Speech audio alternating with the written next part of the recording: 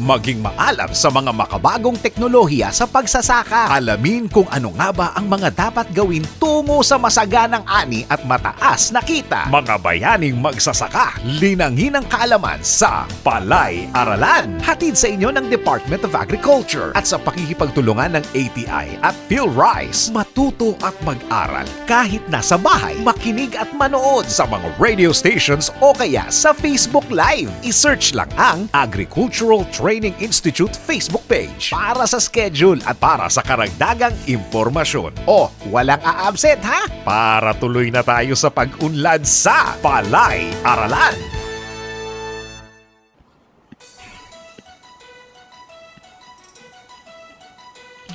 Sa mapagpalayang araw Pilipinas, Diyos marhay na aldaw Bicolandia. Welcome po sa isa na namang umati ka po at hitik na hitik sa impormasyong talakayan sa pagsasaka ngayong araw ng linggo.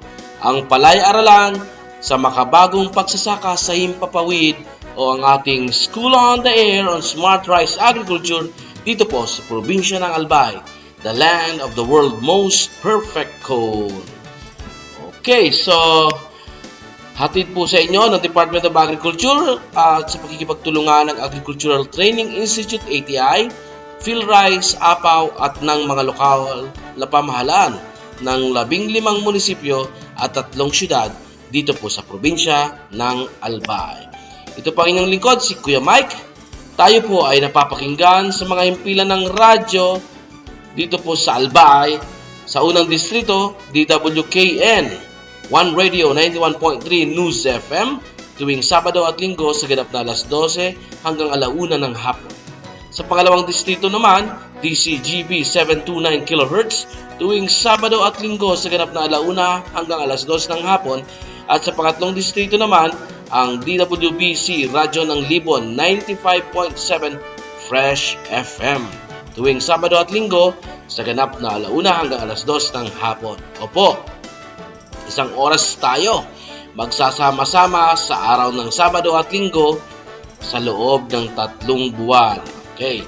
At sabay-sabay na matututo sa mga makabagong teknolohiya sa pagsasaka o ang Smart Rice Agriculture. Gandang buhay po sa ating 2,000 farmer enrollees at syempre ang kanilang mga SOA coordinators na nanggaling po sa 15 munisipyo at 3 syudad dito sa lalawigan ng Albay. Magandang araw, bayan ng Tiwi, Malinaw, Malilipot, Santo Domingo, Bakakay, Kamalig, Daraga, Manito, Rapo-Rapo, Pulanggi, Libon, Uwas, Ginobatan, Piodoran, Ubilyar at mga syudad ng Tabaco, Legazpi at Ligao. Ngayon pa lang, kami po ay taus-pusong nagpapasalamat na sa inyong pagsuporta at pagpapahalaga sa mga adhikain ng kagawaran ng pagsasaka. And of course, tayo rin po ay nasusubaybayan via YouTube. Just follow us on our official account, ATI Bicol, #Sarabay Channel, at FB page ng ATI Bicol. At syempre, sa mga FB page din ng ating mga partner radio stations dito po sa probinsya ng Albay. Ayan, sabi ko nga po kahapon, tuloy-tuloy po tayo ang ating talakayan sa Palay Check System. Okay? Kaya, again, sama-sama nating pakinggan at panoorin upang matuto sa Smart Rice Agriculture.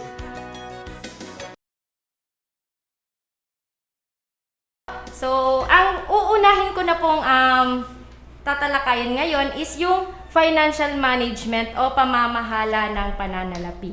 So, ano ang pamamahala ng pananalapi?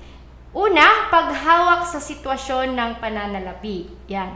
So, sa isang responsableng pamamaraan at upang makamit ang pampinansyal na pagsasarili or financial independence. So, yung mga farmers po natin, minsan sasabihin nila, pag tinanong sila, kumusta yung naani natin? So, sasabihin ng karamihan ng ating mga farmer, ay ma'am, nakabalik lang po yung kapital. Ay ma'am, tabla lang. Tabla lang. Minsan nga, sasabihin, ay, lugi po ako. So, yon. So, ngayon po, at least malalaman natin kung talaga bang tayo ay nalulugi or tumubo, kumita, or ano ba. So, yon. So, batayan, simulain at hahalagahan sa pamamahala ng pananalapi. So una, pagtitimbang ng kapakinabangan at risko, peligro or risk return trade-off. So walang sino man ang magdadagdag ng puhunan kung sa tingin niya ay hindi ito magkakaroon ng dagdag na pakinabang. Ano po? So tayo na mga farmers, so hindi tayo namumuhunan para malugi. Ano po? So tayo ay mga risk taker na kung saan kahit nga minsan ang Pilipinas, Ma'am Techi, ay dinadaanan ng bagyo, pero hindi pa rin tumitigil magtanim ang ating mga magsasaka. So hindi sila natatakot na mamuhunan sa pagsasaka. So yun po ang pinakauna. Ano po? So nararapat na gawi. So pag mababang risko, mababa din yung ating kikitain. So pag mataas na risko, pwedeng makapagbigay din ng mataas na kita. So ma-observe po natin, Ma'am Techi, yung mga malalaking kumpanya, so yun, ang mga kapital noon is medyo malalaki din. So nakakakuha din sila ng malaking return of investment. Ano po? So pero kung yung ating puhunan ay medyo maliit lang, so posibleng mabigyan din tayo ng maliit na kita doon. Ano po? So kaugnay na pinahalagahan, yon, ang mga farmers natin ay mga sigurista yan. Yan. So, buti na lang at mayroon marami ng intervention ang Department of Agriculture. So, marami ng binibigay ng mga ayuda. So, una po dyan is yung seeds. So, may mga libreng pinamimigay na seeds. Yan. So, lakas ng loob. So, iyan pong isang pag-uugali ng mga farmers na hindi nawawala. So, palaging malakas ang mga loob niyan. So kahit minsan, kahit tayo sa Pilipinas ay dinadaanan parati ng bagyo, hindi sila natatakot na magtanim ulit. So pagiging praktikal, yan. So yung ating mga farmers, kahit nahihirapan, kahit maraming unos ang pinagdadaanan, so nakukuha pa din nila magtanim ulit. So hindi sila nawawala ng pag-asa. Yan. So, yung pangalawa po, halaga ng pera batay sa panahon or time value of money. So, ang perang natanggap mo ngayon ay mas mataas ang halaga sa matatanggap mo sa susunod na taon. So, na-observe naman po natin na yung mga bilihin ngayon, tumataas. So, next year, ang halimbawa ko na lang dito, yung sa 100 pesos mo, ngayong 2020, meron ka ng mabibiling 7 lata ng sardinas. Baka sa sunod na taon, ang 100 pesos mo, 6 na lang yung pwede mong mabili na sardinas sa halagang 100 pesos. Yan. So, yung kaugnay na pinahahalagahan natin inflation doon is, yan, di ba? Opo, yung sigurista at pagiging praktikal. Yan. So, ito pong topic natin ay dapat isang oras siya. Kaso, i-maximize na lang natin yung isang oras sa 3 topic. Yan. So, kaya siguro ma-observe nyo yung mga mahalagang pointers na lang ang aking i-discuss. Ano po? So, pangatlo, puhunan ay naglilingkod, hindi naghahari. So, huwag magpaalipin sa utang at huwag masilaw sa pera. So, siguro hindi naman po lahat ng mga magsasaka or mga farmers ay nagpapaalipin sa halimbawa kung tayo ay nakahiram sa mga komprador, mga lending institutions. So, huwag tayong magpaalipin doon sa utang. Ano po?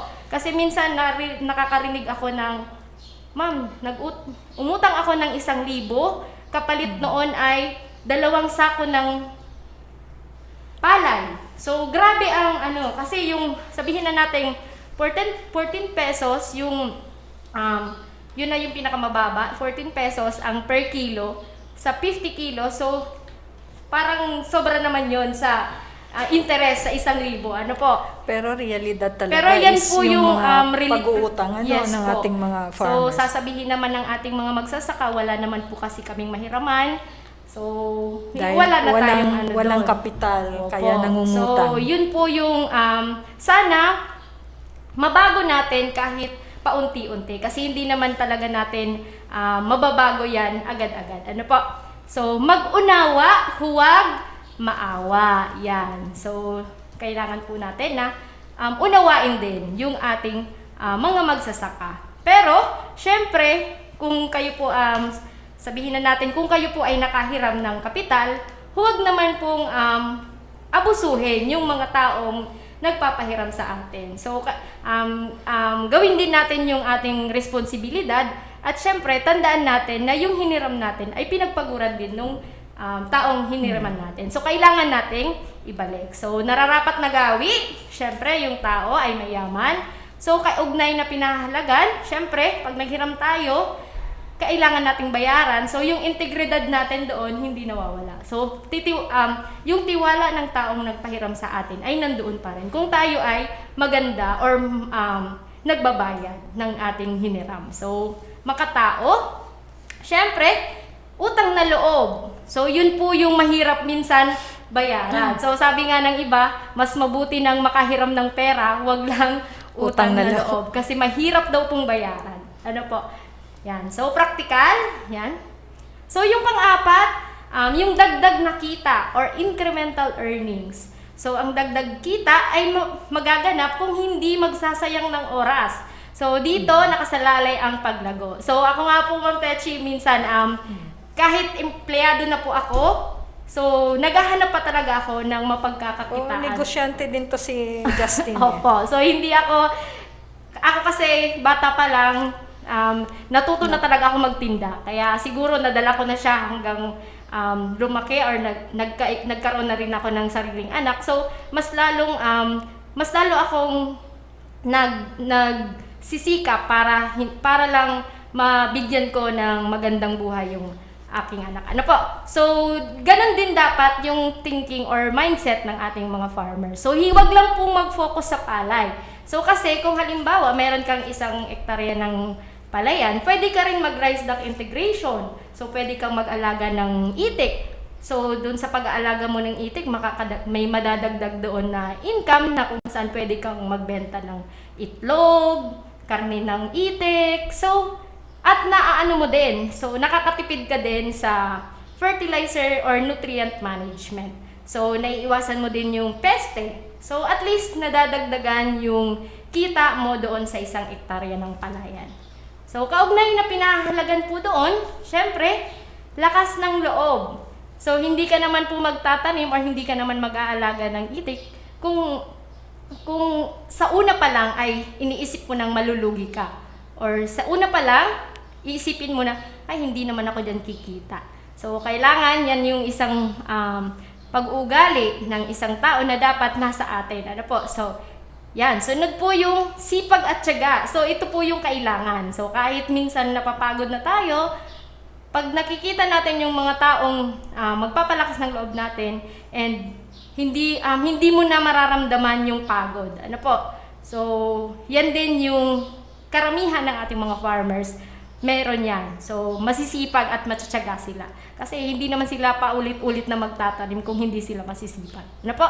And then, mapamaraan. So, mag-isip tayo ng mga bagay na alam nating kahit mahirap, kaya nating gawin. Ano po? So, hindi tayo nawawala ng pag-asa. Okay? So, ang kakaibang pagtatangi, so, iba't iba ang pagpapahalaga ng tao sa mga bagay na kanilang nakikita. So, kakaibang pagtangi, so, i-example na lang natin yung basura. So, sa iba, ito po ay kalat. So, sa iba naman, yung basura ay pera. So, dyan sila yung mayaman. So, depende po sa atin kung paano natin titingnan ang isang bagay. So, nasa sa atin po na kung paano natin titingnan yung isang bagay na kung ito ba ay makakatulong sa atin. So, maging creative lang yung ating mga isip. Ano po? So, kaugnay na pinahalagahan, mapamaraan, lakas ng loob, at sipag at tiyaga. Yan. So, ang panglima, ang mag-budget. So, pagtatakda ng kita at gastos. So, nakatuon lamang sa kung ano ang kailangan sa tamang panahon. So, huwag po tayong gastos ng gastos. May sinasabi nga yung mga matatanda, one day billionaire daw, na kung saan pag may pera, sige lang, gastos lang ng gastos, hindi iniisip yung mga darating na araw. Ano po? So, pagtatalaga ng paggagamitan ng linis na kita. So, nararapat na gawi, alamin ang kabuuang kikitain. So, alamin at itakda ang gugugulin, alamin at itakda ang linis na kita, pati na ang paggagamitan nito. So mamaya po mas lalo natin yung expound. Ano po? So kaugnayan na pinahahalagahan. Yan. So una, praktikal. Sumunod yung sigurista. And then, syempre, dapat tayo ay matipid, hindi tayo gastos ng gastos. So kung hindi naman po kinakailangan, so wag po natin bilhin agad. So ako kasi meron akong 7 days rule bago bumili ng isang bagay. So kasi ako kasi may mas pinaglalaanan ako ng aking pera. Ano po? So pag may gusto akong isang bagay, within 7 days kung pinag-iisipan kung bibilihin ko talaga siya or hindi. Kung hindi ko naman talaga siya kailangan or wala naman akong makukuha doon sa gusto kong bilhin, hindi ko na talaga siya binibili. Ano po? And then masino. Yan. So dapat ganyan tayo. Para sa susunod na may pagkakagastusan tayo, so meron tayong mailalabas. Ano po? Yan. So, sino? Impok. So, maayos na paghahanap buhay. So, mamuhay ayon sa kakayahan. So, yan. So, pag sinabing mamuhay ayon sa kakayahan, meron tayong meron tayong na-observe na minsan, sabihin ng, hindi naman nga kayang bilhin kasi yun yung pinapakita niya sa ibang tao na kaya niya yung bilhin. Ang nangyayari tuloy, so nasasadlak siya sa utang. Ano po? So kung hindi naman talaga kayang bilhin or hindi naman kaya ng kanyang sweldo or income, wag nang ipilit. Ano po? So kasi nagmumukha lang tayo niyang anong tawag doon, Ma'am Techi, sorry sa sa word, nagmumukha lang tayo diyan na mayabang. Ano po? Nawala naman. So yan. So, nararapat na gawi. So, ito medyo pinapractice ko na siya. Kita minus impok, yun na yung matitira doon is yung panggastos. Okay. Ano po? Dati, ang kita, ima-minus ko muna yung Baliktad. gastos. Yung matitira doon is Yung savings ko. So, yun yung dati kong practice. So, pero nung na-orient na ako sa financial literacy, nakapag-attend na din ako ng trainings, na dapat pala, yung kita, ibawas na doon yung mga savings, yung mo, and then yung matitira doon is yung panggastos. Ano po? So, itong important equation na to ito yung income minus savings equals expenses. So, mas hindi madali po baliktad, So, mas madali po tayong makakapag-save talaga. So, ako medyo nahihirapan pa ako sa part na yan kasi meron pang mga pinagkakagastosan. Pero, tinatry ko talaga siyang i-practice na din. Ano po? Pero meron naman akong savings, kaya lang hindi pa ganoon kalaki. Ano po? Pero at least nasisimulan mo na. So hindi naman kasi yan masasabing biglaan. So unti-unti po kasi pag naipon naman yan lalaki din yan. So kahit sa isang buwan makapag-impok ka ng 500, maliit lang, or 200. Times mo yan sa isang taon. Magkano na yan? So, lalaki na lang ng lalaki yan. So, hindi natin namamalayan, lumalaki na yan. Ano po? Important pa din yung prioritization ng atin pong mga pinagkakagastosan. Opo. So, yung dito kasi magsisimula yung mindset dapat ng tao, dapat makapag-save ako, dapat gawin ko to, ito yung dapat na maging goal, yung makapag-save. Ano po? So, kaugnay na pinahalagahan, syempre, praktikal, sigurista, matipid, at masinop. So, yan po yung mga pamamahala sa pananalapi. Ano po? So, mga bagay na nakaka-impluwensya sa tao upang mag-impok. So, una, paraan ng pamumuhay or lifestyle. So, kung simple lang ba ang gusto natin or maluho. So, pili na lang po kayo kung alin po kayo dyan, kung ano po yung pamamaraan ng pamumuhay po natin. So, para sa akin, ako. Siguro, simple lang ako. Hindi ako masyadong mahilig sa mga gamit. Hindi nga ako mahilig sa mga burloloy. Kaya, dun pa lang hindi na talaga ako mahilig gumastos ng gumastos. Ano po, sa pagkain, medyo, ano talaga ako, lalo na sa pagkain sa pamilya, so medyo dyan ako gumagastos talaga. So, pagtatakda ng, sa kaisipan, yan nga po, yung mindset. So, dapat desidido tayo na makapag-impok. Ano po? So, kasi pag desidido tayo, so nagagawa natin. Pero kung yung sasabihin natin, sige, magsisave ako ng pera, pero bukas na lang. Bukas ko na lang sisimulan. So, walang mangyayari po niyan. Ang pangatlo po, syempre, yung disiplina natin. So, mag-iimpok kahit anong mangyayari, kahit minsan may gustong, syempre, dumarating tayo sa sitwasyon na pag may nakikita tayo, lalong-lalo na yung gustong-gusto natin, so minsan kahit mayroon na tayong savings, pag nakikita natin yung bagay na yun, na gustong-gusto natin, yun, natitempat talaga tayo na bibili. Marami kasing tentasyon. Opo, so nagkakalat ang tentasyon. Lalo na ngayon na meron ng mga app na mapag-shopping, Mga diba? online. O, mga online. So, Online shopping, ay nako. pag pag nakikita agad nila, so maganda yun. Click na, agad-agad. Ubus ang pera nyo. Yan. So, yun po, dapat tayo ay may disiplina. So, sabi daw po, 8 sa 10 tao ay hindi man lamang nakapag-impok. Yan. So, alin po kayo doon? Kasali po ba kayo doon sa 8 tao na hindi man lamang makapag-impok? Or kasali kayo doon sa 2 tao na nakapag-impok? Ano po? So, yan. So, mga gabay at pangunahing pinahalagahan sa pag-iimpok.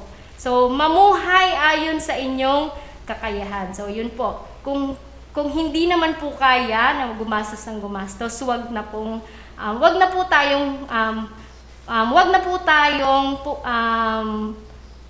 tayong bumili ng bumili or pigilan natin yung ating mga sarili. Ano po? Kumbaga just gagastos lang tayo, depende sa ating kakayahan. Opo. So, live within your means. Yes. Yan.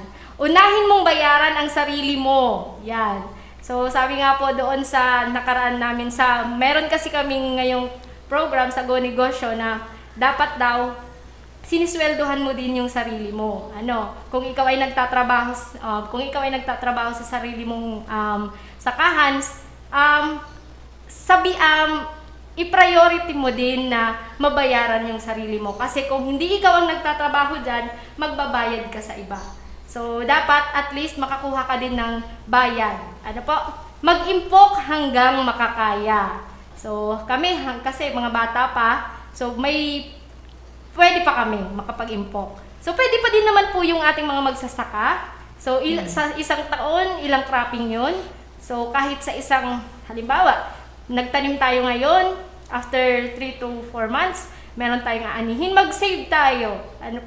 So, hanggang sa lumaki na yon. Ako nga may alkansya sa opisina eh. Oo. Kahit pa 5-5 lang, ilagay lang natin. Yung mga 100, 200, kada 15, every 15th day na yung sweldo, 1 to 15. Opo. Pwede natin yung buksan kung meron tayong mga kung may kailangan natin siyang gamitin. Palagi ang isipin ang pag-iimpok. So, yan po yung dapat nating iniisip. Huwag lang yung puro gastos. Kasi kung may kailangan tayong pagkagastosan na super importante, so meron tayong madudukot. Hindi na tayo kailangan humiram pa sa ibang tao. Mag-impok na may plano o gustong maabot. So, yung may isa po akong friend na nagsisave talaga siya ng pera para makapag-travel. Pinag-iipunan din Opo. talaga yan. So, sabi ko, bakit ka nagsisave? Gagastusin mo lang naman pala sa pag-travel. So, sabi niya, yun yung kaligayahan niya. So, sabi ko, kanya-kanya talaga tayong goal. Sabi ko, at least, natututo siyang mag-save and nagiging happy siya doon sa pagkakagastosan. Hindi nasasayang. Correct. So, yung fulfillment na nakapunta siya sa ibang lugar, sa ibang bansa, at least, dadalhin niya yun hanggang tumanda siya. So, yun po. At least, meron tayong goal or Plan. nagiging masaya Goal or tayo plan. doon sa goal natin. Ituring na ang impok ay karagdagang kita. So, yun. Tama po yun. Yan. Kabutihang asal or ethical behavior.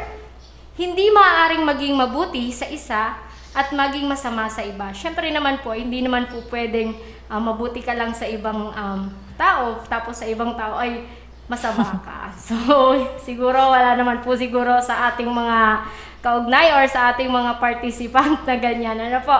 Pagiging matuwid. Yan, pananalig sa kabutihan. So, dapat tayong ganyan. Ano po? So, huwag tayong mag-isip ng makapang lamang sa ibang tao. So, siguro wala naman yan sa akin. Ano? Kasi ako, kahit minsan nakaka-experience din ng, minsan ikaw, parang yung ako, minsan nakaka-experience ako ng parang anuhan ako, pero hindi ko, pinagpe-pray ko na lang sila, na sana matauhan sila, na wag silang gumanyan sa ibang tao. Ano? So, ganyan na lang tayo, wag na lang tayong gumante, hayaan na lang natin sila kasi, sabi nga, ang taong binababa ay tinataas ng Diyos. Yan yung palagi kong naiisip. So, nararapat na gawi. Yan. Meron pa din isa dyan, Jazz, na mapalad ang naapi. Opo, so mapalad daw yung inaapi. Kaya sa akin talaga, ko yan. Palagi ko yan tinatandaan. So, yan. Ako, pamayanan, kabuhayan, sambahayan, at syempre ang sentro ng ating buhay, ang ating Diyos. Ano po? So kung tayo ay palaging dumululog sa Diyos, hindi tayo niyan ida-down, Lord. Ano po? So palagi tayo niyan itataas pag tayo ay pinahayaan lang natin yung mga taong iba yung mga So, yan. Kaugnay na pinahahalagahan, lahat ng pinahahalagahan. So yun pong mga nabanggit ko kanina. Ano po? So yun po yung parati nating pahalagahan. Yan. So, tapos na po tayo mag-touch doon sa financial management. So, ngayon naman po, ang pag-uusapan naman po natin, yung disiplina sa pahiraman at pamamahala ng pananalapi. Yan. So, una, ano po ang pahiraman? So, ito po ay isang ugnayan sa pagkakaloob ng anumang uri o anyo ng puhunan ayon sa itinakdang una, yung layunin. So, ano po yung layunin natin kung bakit tayo humiram? Ano po? So, yung halaga, patubo at iba pang kargo at buwis, takdang panahon ng pagbabayad, at syempre, yung collateral na kinakailangan. So, ngayon kasi po, hindi na tayo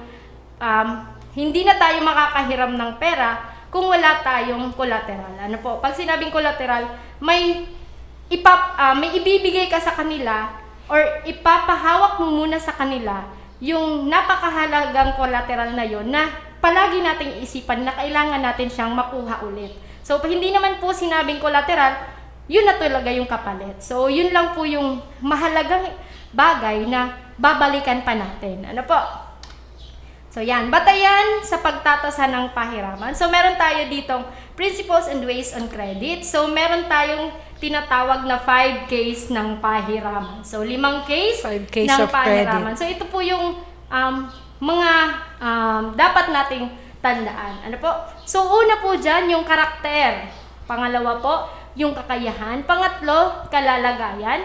Pang-apat, kapital. At pang-5 po ay yung collateral. So, unahin na po natin yung karakter. Ano po? Yung pagkatao. So, nais bang magbayad?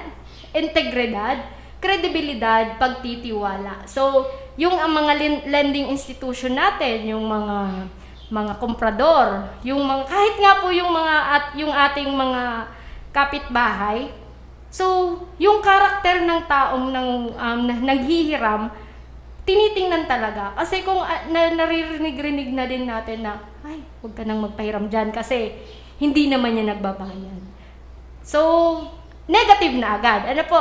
So, dapat kung tayo nagpaplanong maghiram, dapat yung karakter natin maganda naman sa paningin ng ibang tao. So, meron tayong kredibilidad. So, pag naghiram tayo, ibabalik lang natin. So, ngayon kasi hindi naman pwedeng gumamit ng word na nagpautang. So, nagpahiram. Kasi, dapat ibalik. So, kasi minsan may thinking din po yung mga farmers or yung ibang magsasaka pag programa ng gobyerno, ang iisipin po nila is, wag na nating ibalik kasi galing naman yan sa atin. So, hindi po natin naiisip yung sustainability ng programa na pwede naman po sanang maitulong doon sa ibang magsasaka na nangangailangan. So, hindi na po na ipagpapatuloy kasi nag-failed na yung project. Ano po? Hindi na ata ngayon yung dole out system. Opo. Diba? So, Kasi ngayon ang ano is palagi may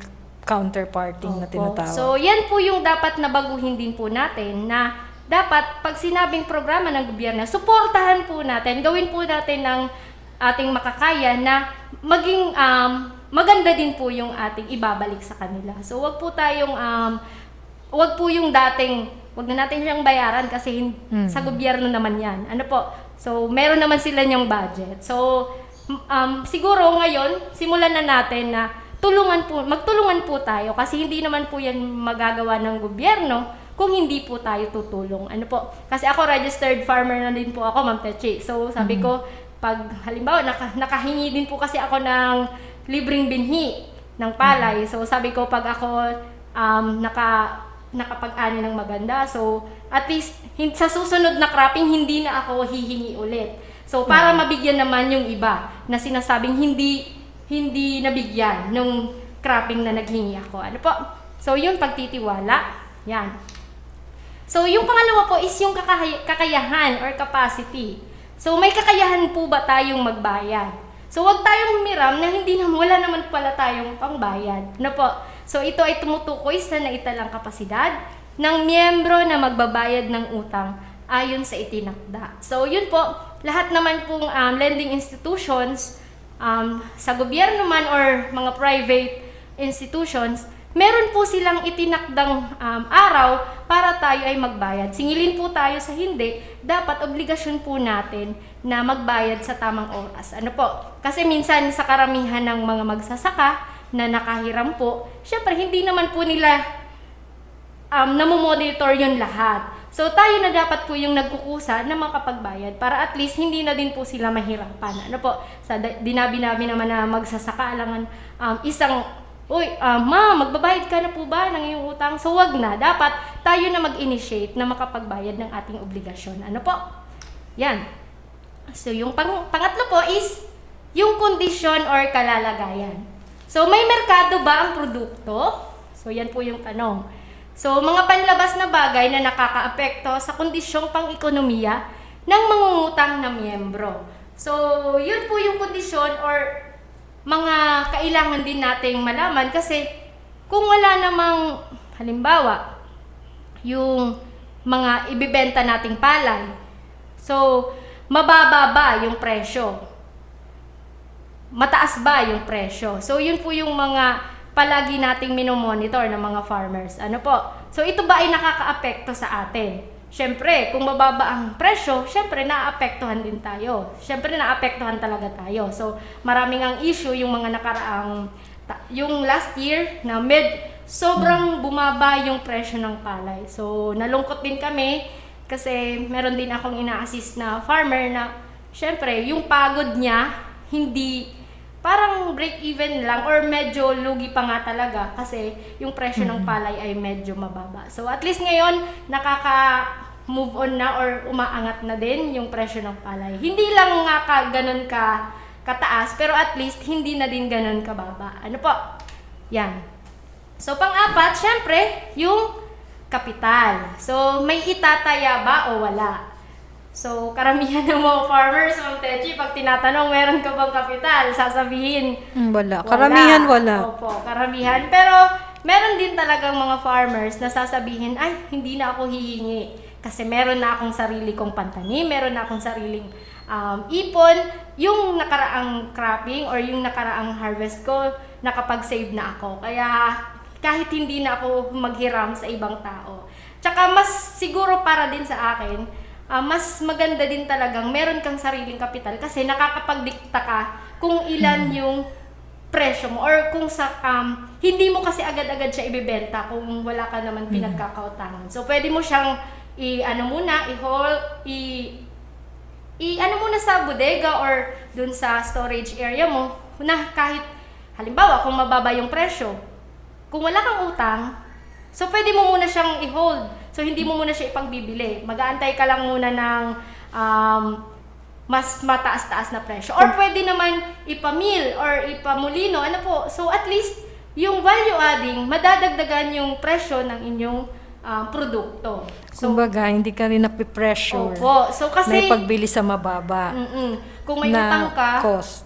lalo na Or- yung mga may may-ari ng mga rice trading company, ganyan. So minsan dahil may utang ka na pera, binabarat. minsan nagkakataon na mababa yung presyo, kailangan mo siyang ibenta. So at least kung may kapital ka, makakapagdikta ka na wag muna ngayon kasi medyo mababa pa. So Siguro, maghihintay ka ng mataas na oo. presyo. So, yun po yung isa din na sana maabot din ng mga maliliit nating magsasaka. So, yung kasi hindi naman talaga natin masasabing wag na po kayong mangutang kasi so wala naman tayong may papautang. Oo. Tayo Saka Ma'am kung wala Tetsi. naman Oo, talaga oo. siyang kapital talaga. Okay. So, maganda naman po yun. Pero at least nalalaman po natin kung ano yung mga dapat nating gawin. Ano po? So, yung panglima po is yung collateral or prenda. Kailangan ba ng seguridad sakaling di makabayad? So, ito po, ginagawa po ito lalong-lalo na sa mga government institution, humihingi po talaga sila ng collateral. So, example po niyan, yung ORCR ng mga motor, yung land title, original copy, and yung tax declaration. So, bakit po yan hinihingi or ginagawang collateral? Kasi po, yun yung palagi nating iisipin. Pag tayo ay nanghiram, sigurado pong babalikan po natin. Or yung hiniram natin, babayaran po natin. Ano po? So, hindi tayo makakalimot. Kasi kung hindi naman po yun gagawin ng ating mga lending institutions, mga government institutions na nagpapautang, minsan yung thinking kasi ng ating mga farmers, okay, wala naman tayong babalikan, bakit pa natin yan babayaran? Ano po? Tama. So, kailangan din natin siya. Siguro, yan po yung naisip ng ating mga lending institutions para palagi tayong may iisipin. So, hindi naman po ibig sabihin na sa kanila na yan. So, pag nagbayad po tayo ng ating mga responsibilidad, obligasyon, syempre, ibabalik din po sa atin yan. Ano po? So, mga personal na pag-aari, so sabi ko nga, yung ORCR ng motor, na pwede nating isipin na kailangan natin siyang bayaran o yung ating nahiram. Ano po? Yan. So, yung may dinagdag po dito, Ma'am Tetsi, na is Common sense. oo. Siyempre, yung sentido commun or common sense. So, nararapat bang pahiramin ng puhunan? So, yung magpapahiram sa atin, iniisip po yan. So, dapat yung yung 5 case na yun ay palagi nating isa puso. Ano po? Yan. So, tapos na po tayo, Ma'am Tetsi, doon sa 5 case ng pahiraman. So, ang isusunod ko na po ngayon is yung farm plan and budget. Okay, so very important ito, no? Opo, Yung kasi ating farm plan ito budget. po ay isa sa mga requirement na hinihingi po ng ating mga lending institution. Siyempre, kailangan po ng plano. Kasi kung wala naman tayong plano, ano yung gagawin natin? So, pag wala tayong plano, siguradong nagpaplano tayo para wala tayong makuhang ani or wala tayong makuhang income doon sa ginagawa natin. Ano po? So, ano daw po yung planning? So, ito po yung proseso na kung saan nalalaman natin kung ano yung gagawin natin sa oras na ito and ano po yung mga pwede nating gawin doon sa mga actions or sa mga inallocatean natin ng mga activities para magamit din natin or ma-analyze din natin sa mga susunod na ating pagtatanim. So, it is a process of choosing at a given time alternative courses of action for the future. So, bakit po kailangan po natin magplano? Unang-una po, Ma'am Tetsi, dahil limited lang po ang ating mga farm resources. Ano po, at least kung nakapagplano tayo, so mamamaximize po natin yung paggamit ng mga resources na nandoon po mismo sa ating farm. So, yan nga po, yung pinag-usapan natin kanina, yung kapital. So, hindi po lahat ng mga magsasaka ay merong pangkapital. Ano po? So, at least, kung halimbawa, yung ating kapital ay medyo tight, so at least mailalagay talaga natin siya doon sa dapat na pagkagastosan. Hindi siya masasayang. Minsan kasi yung ating mga karamihan din sa mga nakikilala ko ng mga farmer, pag may pangkapital sila, halimbawa, nakapagpa-land prep na sila, meron na silang seeds, maglalaan na lang sila ng pera para doon sa fertilizer.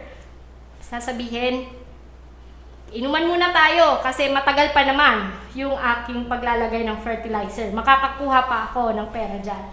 So, siguro hindi yun magandang gawi kasi wag muna. Siguro saka na lang mag-inuman kung sigurado na tayo na naibigay na natin yung pangangailangan ng ating palay. Ano po?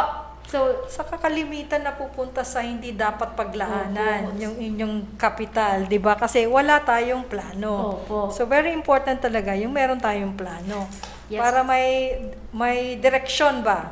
no po. So, useful for making decisions on how to increase profit or help the farm closer to attaining other goals. So, yan po yung ating, pag tayo ay nagplano, makakatulong po ito para tayo ay magdesisyon. Kung dapat bang lagyan natin dito, ano ba itong ilalagay dito sa ating mga activities na gagawin. Ano po? Yan.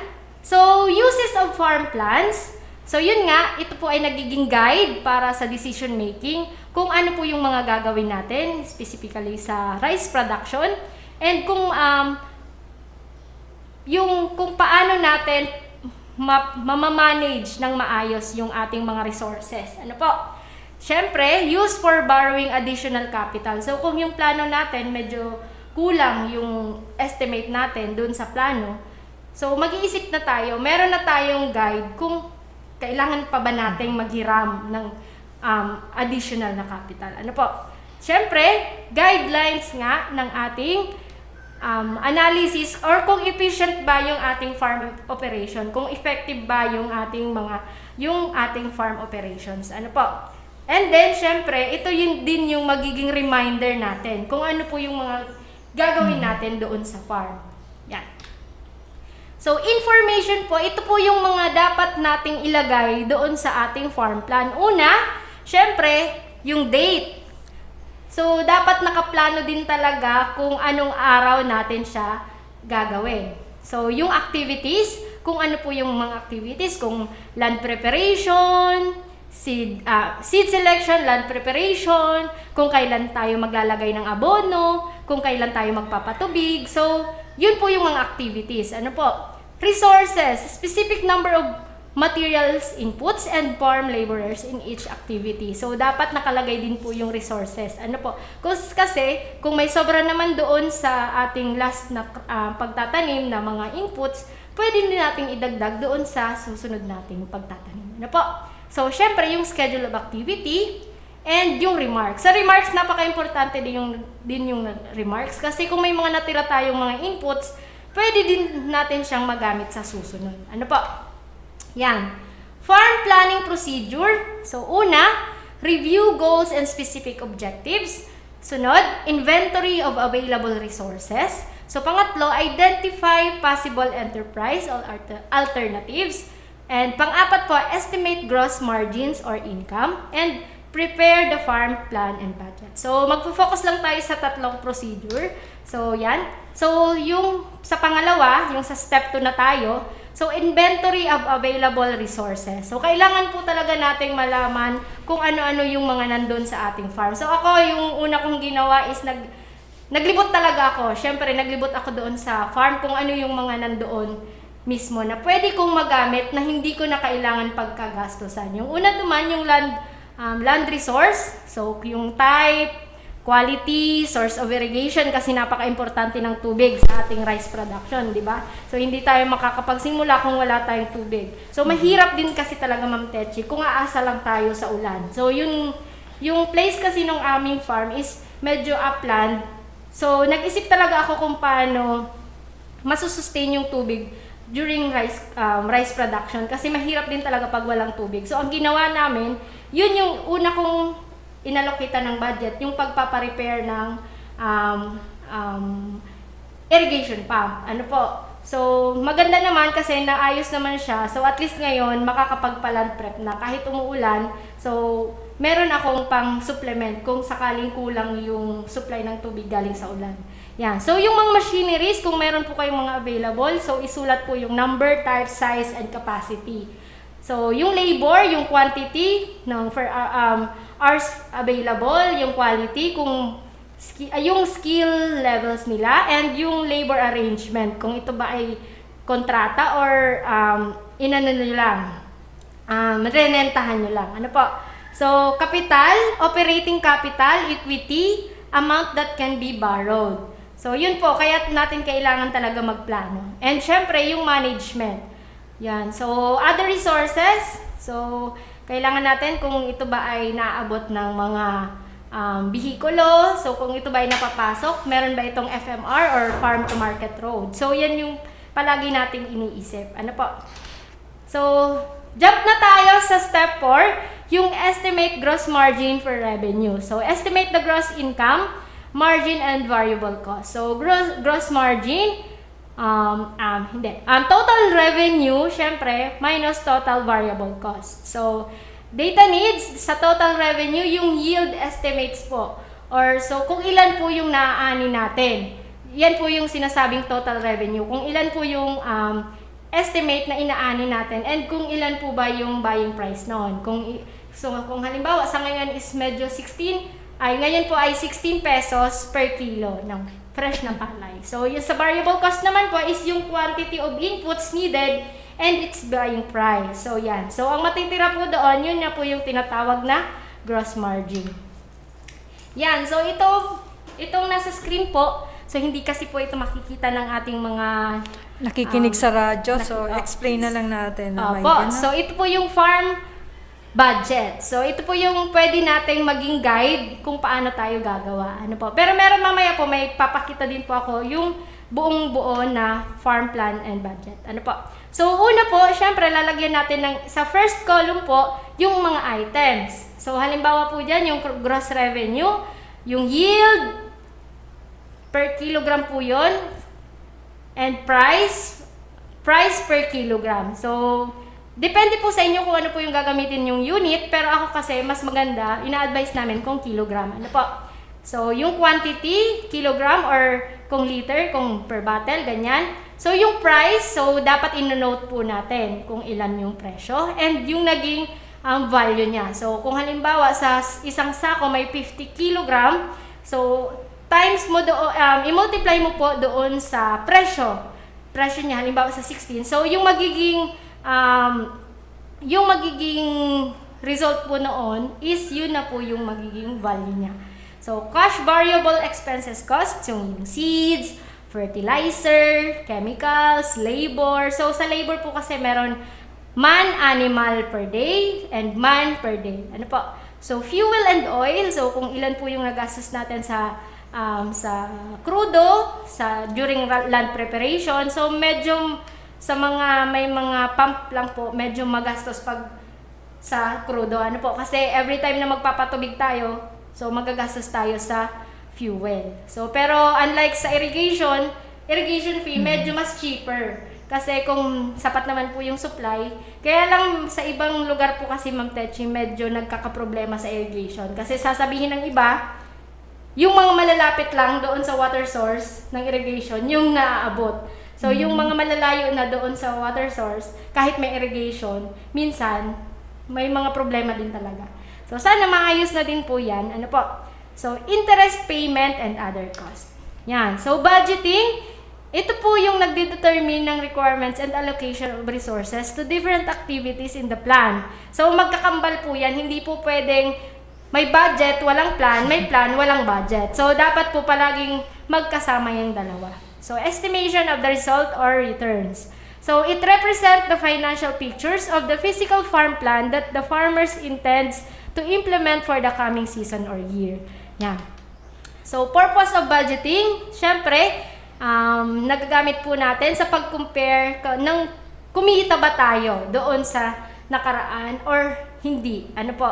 So, different enterprises and alternatives. So, use in getting a general idea of all farm expenses and expected income. So, nakikita na po natin doon sa ating farm plan and budget kung tayo ba ay merong makukuha. Ano po? Identify the benefits of alternative plans. So, yan. So, ito yung pong magkakagastusan natin. So, labor cost. So, number of persons needed to finish a specific activity. Kung ilan tao ba ang dapat nating i-hire sa isang hektarya. So, Kasi ngayon medyo mechanized na tayo, so bihira na lang yung man-animal per day. Ano po? So, MMD, yan. So, material cost, seed, fertilizer, chemicals, fuel, and oil. Yan. Yun, sabi ko nga palaging magkakambal yung farm plan and budget. And syempre, farm record keeping and accounting. So, paglilista, pagtatala at paggastos. So, nabanggit ko na din po yan kanina. Yan. So, dito na lang po tayo sa purpose of farm record keeping. So, syempre, magiging basis po natin siya sa pag-prepare ng farm plan and budget. And syempre, basis din po natin siya sa pagbayad ng mga insurance, tax, loans, and for preparation of reports. Yan. So, syempre, ito din po ay nagpo-provide ng mga information sa ating provincial, regional, and national program. So, napakahalaga po niyan, yung mga datos na yan. So, and syempre, nagpo-provide din po siya ng mga information for property valuation. So, doon po sa aming mga tagapakinig, so meron po ditong sample, panuorin nyo na lang po. Or magbibigay naman po tayo ng printed. Ano po? So, yan. Meron po kami, kasi po kailangan po itong farm plan and budget sa pag-a-apply ng mga loans or mga, kung tayo po ay maghihiram ng ating kapital sa ating mga lending institution. So, thank you po sa lahat ng mga taga-ating kaugnay. Ayan, mga farmer enrollees. So, sa Sabado po ulit, ipagpapatuloy natin yan. At napakabilis po talaga ng oras. Maraming salamat sa DA, Phil Rice at ATI Bicol. Sa aming Center Director, Ma'am Elsa, at sa aming Section Chief, Ma'am Prime. Maraming salamat po mga ating kaugnay sa pagsubaybay, pakikinig at panonood. Sa Sabado po ulit, huwag mawawala ang ating mga kaugnay, okay? Ang ating mga kaugnay, tuloy-tuloy po tayo. So, same time po tayo, same station, sa iba't ibang distrito dito po sa probinsya ng Albay. Nakasama po natin sa technical side si Kuya Chan at si Ate Joy Dean. At ito po ang inyong lingkod, si Kuya Mike, na nag-iiwan ng isang masaganang ani, mataas na kita, mga kaugnay. Stay safe and be smart in agriculture. Diyos mabalas po.